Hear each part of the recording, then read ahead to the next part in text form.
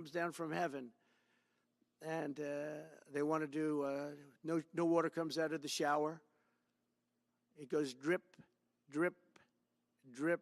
So what happens? You're in the shower 10 times as long. No water comes out of the faucet. You want to wash your hands. They want to go back to even stronger than what they have right now. As you know, I ended that policy. You can have all the water you want. Makes no difference. It comes weird, especially in certain areas. We have so much water, we don't know what to do with it. But these are all things. They want very, very little water to go into your dishwasher, almost none. And you know what people do? They just keep pressing, keep it going. They end up using more water.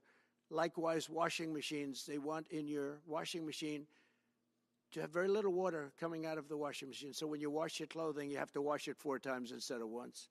You end up using more water. We're a party of common sense, and things that I'm telling you now is really all about common sense. On January 20th, we'll turn the economy around very quickly, because right now we have inflation. That's what we have. We have inflation, I believe, at a level that we never had before. There's never been anything like it. And over the next 4 years, the United States is going to take off like a rocket ship. But really, it's already doing it. If you take a look, just last month, SoftBank announced the $200 billion. I think it'll be 200. He said between 100, and I said, how about making it 200? And he sort of said yes, but let's say it's 100, but it might be 200, right, Brian? Dollars, United States, creating more than 100,000 jobs. Hussein just announced a tremendous investment that he's going to make, and that's money that's in the bank. He's going to come and do it, and he'll do a great job, and he'll build the best centers in the country, I guarantee, because I know the way he builds. Since my election, the stock market has set records. The S&P 500 index has broken above 6,000 points for the first time ever, never even close. In a single month, small business optimism soared 41 points. It's not a 41. It went up 41 points. And that's the largest in the 39-year history of the group that does it. According to Gallup, the American people's confidence in the economy has just surged to the highest level in history. That's why I have a news conference like that. I take the greatest business leaders in the world. I say, hey, do you want to say you're going to invest the money? They're not looking for news conferences. They're saying, what am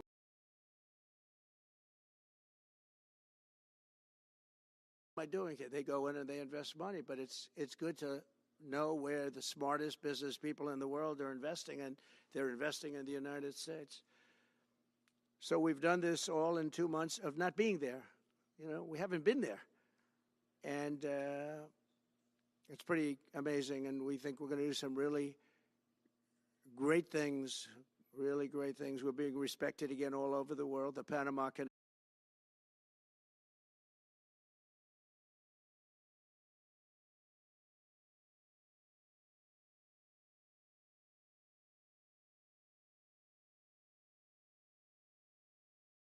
Dollars today.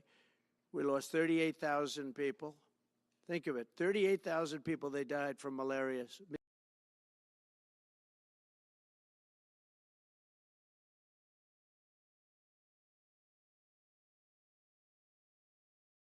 Mosquitoes. They were unable to stop the mosquitoes. They paid people 5 times more to take the job. Many of those people died. We gave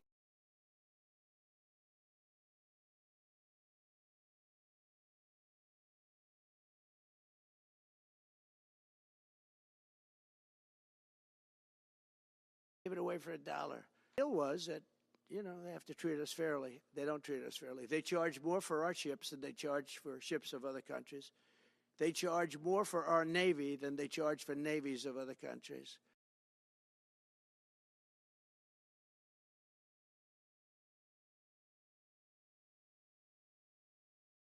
They laugh at us because they think we're stupid, but we're not stupid anymore.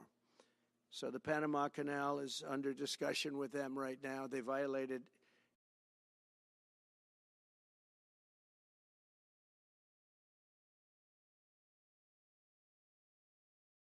every aspect of the agreement, and they've morally violated it also. And they want our help because it's leaking.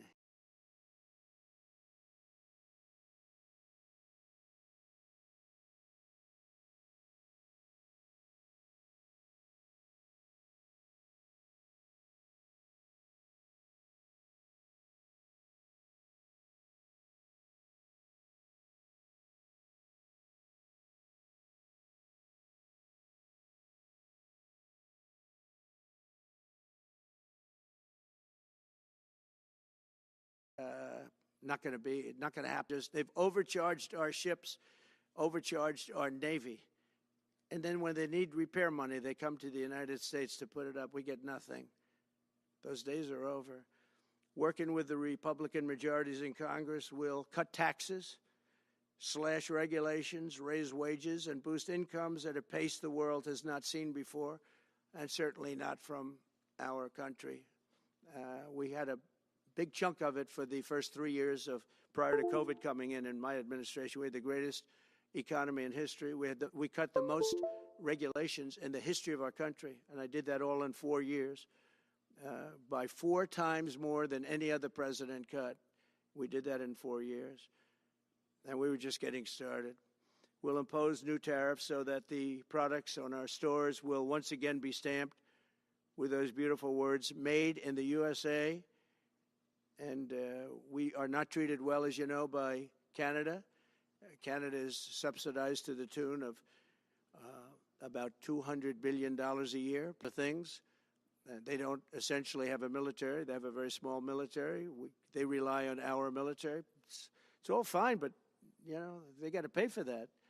It's very unfair. I have so many great friends. One of them is the great one, Wayne Gretzky. I said, run for prime minister. You'll win it'll take 2 seconds. But he said, well, am I going to run for prime minister or governor? You tell me. I said, I don't know. Let's make it governor. I like it better.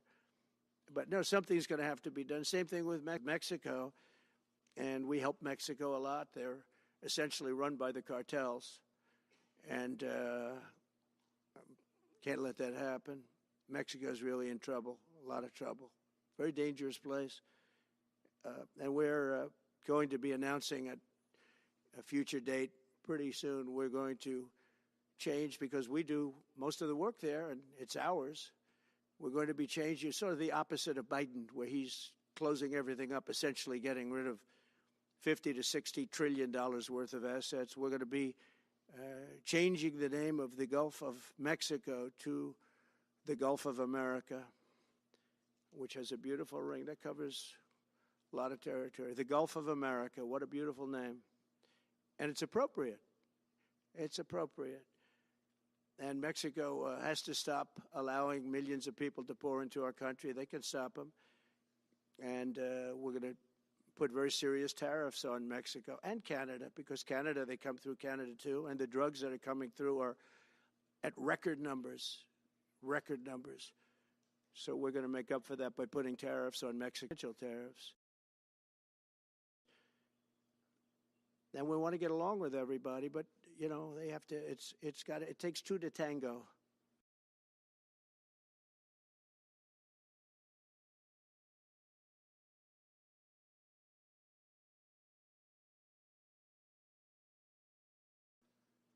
We're approaching the dawn of America's golden age. It's going to be a golden age for America. We have things. We have more natural resources. We have, number one, nobody knew that until I came along. I made us number one. We were number 3.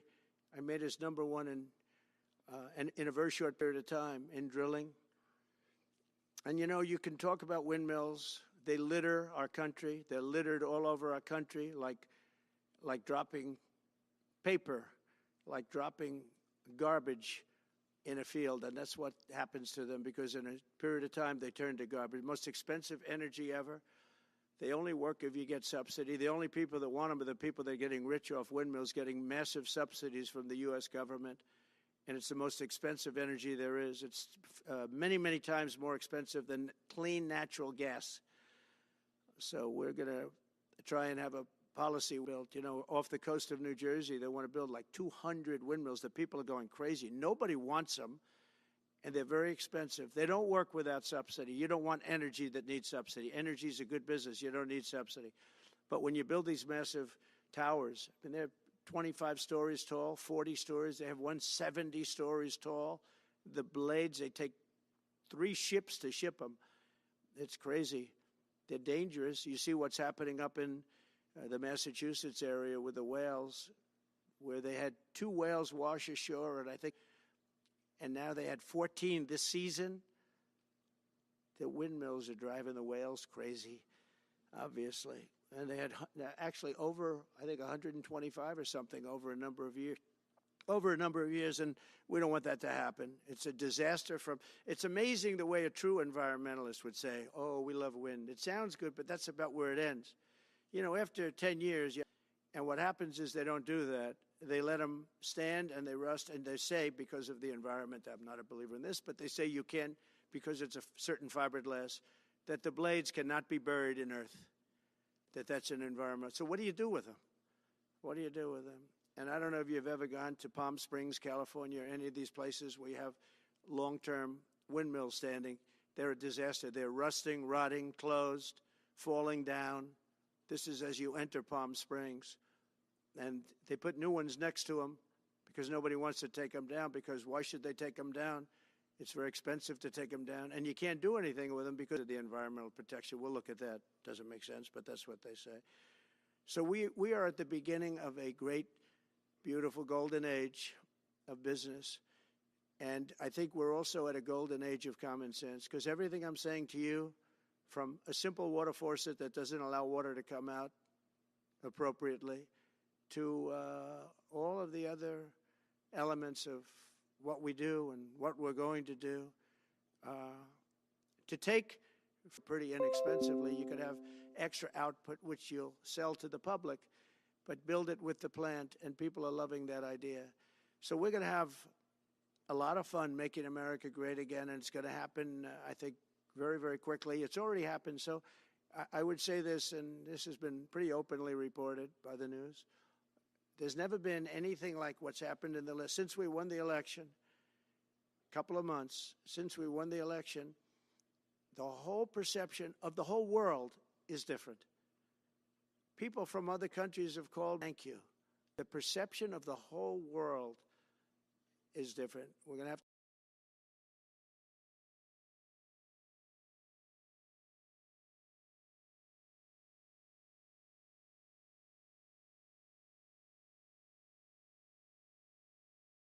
to settle some big problems that are going on right now. We're going to have to settle up with Russia, Ukraine. That's a disaster. I look at numbers every week, the number of people being killed in that war. People don't know, mostly soldiers now. But the towns have been obliterated. This was a Biden fiasco that that should have never happened. If we had a real president, if we had a president that knew what he was doing, Russia would have never, ever gone in. But they did go in, and we have a mess. The cities are all blown up. The people have largely left. And the soldiers are killing each other at levels that haven't been seen since the Second World War. So we'll have to get that one straightened out, too. That's a tough one. Much tougher than it would have been before it started, I can tell you that. A deal could have been made just by an average deal maker. Deal could have been made on that. So thank you all for coming. We'll take a couple of questions. Yeah. Go ahead, please. President, thank you.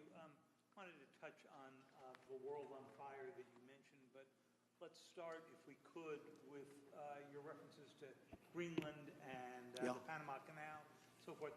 That as you try to get control of these areas, you are not going to use military or economic coercion? No. And can you tell us a little bit about what your plan is?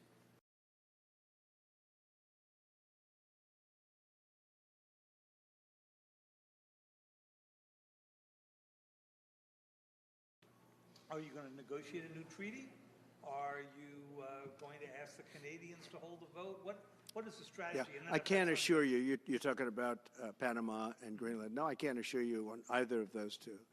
But I can say this, we need them for economic security. The Panama Canal was built for our military. I'm not going to commit to that now. It might be that you'll have to do something. Look, the Panama Canal is vital to our country. It's being operated by China. China. And we gave the Panama Canal to Panama. We didn't give it to China. And they've abused it. They've abused that gift. It should have never been made, by the way.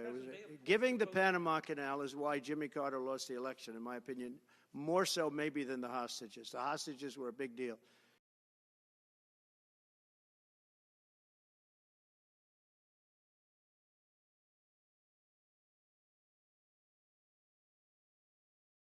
But if you remember, and nobody wants to talk about the Panama Canal now because, it's inappropriate, I guess, but because it's a bad part of of the Carter legacy, but he was a good man. Look, he was a good man. I knew him a little bit, and he was a very fine person, but that was a big mistake. Giving the Panama Canal to Panama was a very big mistake. We lost 38,000 people. It cost us the equivalent of $1 trillion, maybe more than that. Probably the most expensive, they say it was the most expensive structure, if we call it a structure, which I guess you can, ever built. And giving that away was a horrible thing. And I believe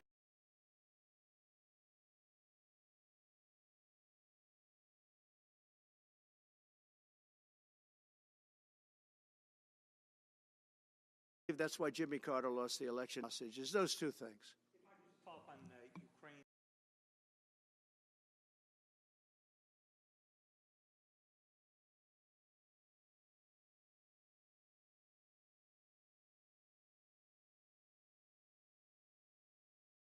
And Iran, the two negotiations you'll be heading into.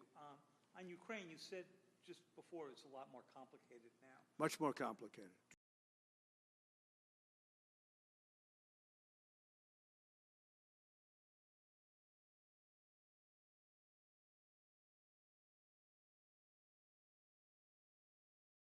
Was negotiating, I said, you're going to end up in a war. And it turned out to be a very bad war. And it could escalate. That war could escalate to be much worse than it is right now.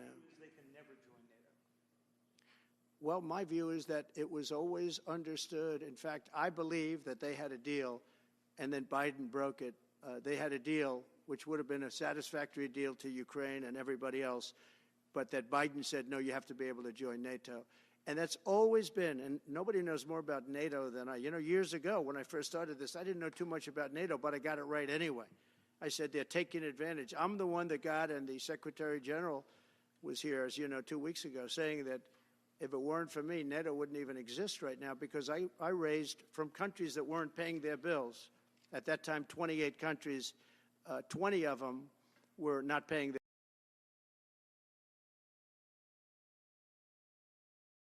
They weren't paying, or they were paying a very small portion. And I raised over $680 billion. That was the number he gave, by saying, if you don't pay, we're not going to protect you. And as soon as I said that, the money came pouring in. But Obama could have said it. Other people could have said it. Bush could have said it. Nobody said it but me. I took a lot of heat. They said, oh, that's a threatening statement. Well, they weren't paying their bills. I said, we're not going to protect you if you're not paying the bills. So in a true sense, I saved NATO, but NATO's taken advantage of us. And one of the problems that I have, and I've said it openly, I said it to President Zelensky, Europe is in for a tiny fraction of the money that we're in. Now, whether you like that situation or not, Europe is much more affected than the United States. We have a thing called the ocean in between us, right? Why are we in for billions more money than Europe? And, you know, they're a similar size, a little smaller, but they're a similar size economy as the United States when you add them up. And yet Europe is in for a small fraction of the number the United States is in. Now, Biden could have called them up during the term. That's what I did. I said, you have to pay your bills. And they all, one stood up. I won't say who. You'll probably have it because the papers, the media hated to report on it. But a prime minister stood up from a country, you know, our famous meeting of 28 nations with no press, no anybody in the room. He stood up. He says, does that mean if we don't pay our bill, and at that point it was 2%, it should be 5%. It should be 5%, not 2%. But at that point it was 2%. But many people didn't pay. Some people didn't pay anything. But many people were way, including Germany. Germany was at less than 1%. You're going to press for 5%? Well, I think NATO should have 5%, yeah. Well, you can't do it at 2%. I mean, at 2%, every country, if you're going to have a country in a regular military, you're at 4%. I think they should be, you know, they're in dangerous territory. I think you should be, they can all afford it, but they should be at 5%, not 2%. I'm the one that got them to pay 2%. But a gentleman stood up, a prime minister stood up, and he said to me, sir, could I ask you a question? You're saying we have to pay our bills. If we don't pay our bills, will the United States protect us from Russia? I said, if you don't pay, you mean you're delinquent? He said, yes. He said, if you're delinquent, we will not protect you. I took a lot of heat. Although it was somewhat closed door, I took a lot of heat from the media. And you know what happened? The money started pouring in. That's why NATO has money. And the Secretary general said it was the most incredible thing he had ever seen in a negotiation. Now, if I would have said, yes, we will, nobody would have paid. If I would have loved to say, yes, we'll protect you even if you don't pay. But that's not the way life works. Mr. President, two questions related to each other. First, you said on your first day of office you're going to pardon January 6th defendants. Are you planning to pardon those who were charged with violent offenses? Well, we're looking at it, and we have other people in there. And as you see, I guess 24 or 28 people came now from the FBI. That came out very quietly. Nobody reported it, but they had people in some form related to the FBI. They had 4 or 5 people that were strongly related to the FBI. We have to find out about that. We have to find out about Hezbollah. We have to find out about who exactly was in that whole thing, because people that did some bad things were not prosecuted. You know, I see it all the time, and you see it too. People that were doing some bad things weren't prosecuted, and people that didn't even walk into the building are in jail right now. So we'll be looking at the whole thing, but I'll be making major pardons. Yes, please. Please. On Jack Smith's report. Good afternoon, Mr. President. It's good to see you again. 2 questions about Syria and the ongoing war in Gaza. About Syria, the Pentagon disclosed last month the U.S. has some 2,000 troops in Syria. That's almost double the number initially we were told of 900. Will you keep that troop capacity the same upon taking over? Well, I won't tell you that because that's part of a military strategy, but I will say it was Turkey. Turkey's been after that country in different names and different forms and shapes for 2,000 years. Those people that went in are from Turkey. And President Erdogan is a friend of mine. He's a guy I like, respect. I think he respects me also. He's the one that didn't go after certain people after I requested that he not. You know who I'm talking about, the Kurds. I don't know how long that's going to, because they're natural enemies. They hate each other. But he didn't do that yet. And he didn't do it in the past also. He started, and I said, please don't do that, and he didn't do it. So, but if you look at what happened with Syria, Russia was weakened. ChatGPT can now create website wireframes. With our new custom GPT, we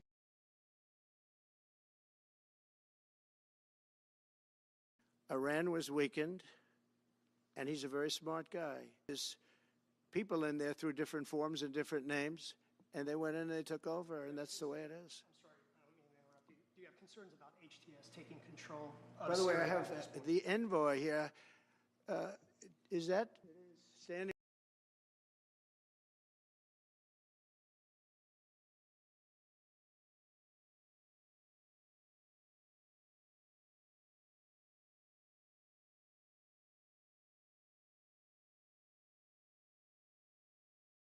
With my son, Eric, is Steve Woodcoff, who's just got back from the Middle East, and he's done a job. He's a great deal maker.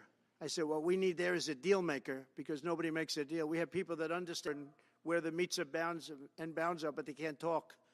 They can't make deals.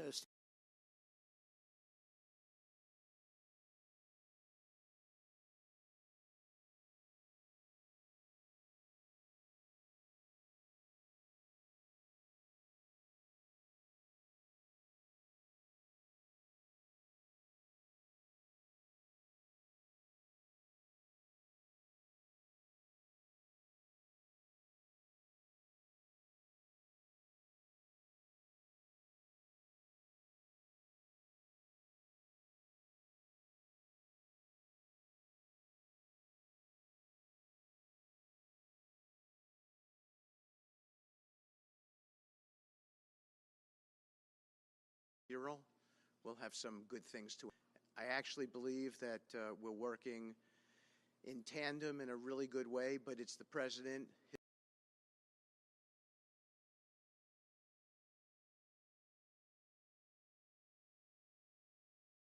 his reputation, the things that he has said that are driving this negotiation, and so hopefully it'll all work out and we'll save some lives.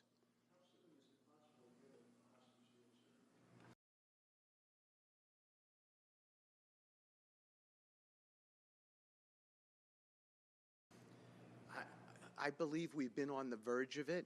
I don't want to discuss sort of what's delayed it. There's no point to be